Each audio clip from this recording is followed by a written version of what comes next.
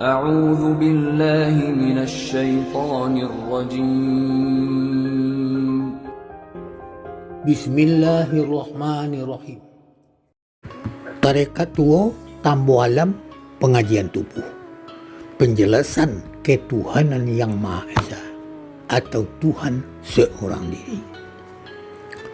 Sabalun adoh sesuatu apa nanado.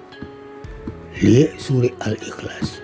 Bismillahirrahmanirrahim. Qul huwallahu ahad.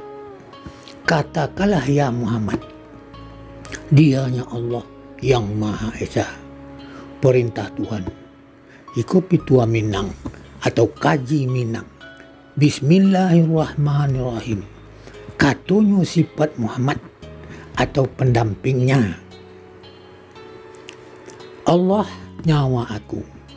Matahari atau Tuhan mata aku. Muhammad batang tubuh diri aku. Maku melangkahlah aku 3 langkah. Maku berdiri Allah sendirinya. Gelap gulita atau kalang kabut di belakang aku. Terang benderang di muka aku. Jadi sabalun ado sesuatu, apa nak ado? 1. Sifat Muhammad atau pendampingnya. 2. Muhammad.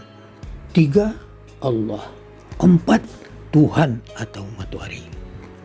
Itulah yang dinamakan pangkanya alam atau ketuhanan yang Maha Esa.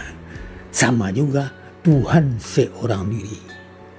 Setetes jadikan laut, segenggam jadikan gunung. Sekian.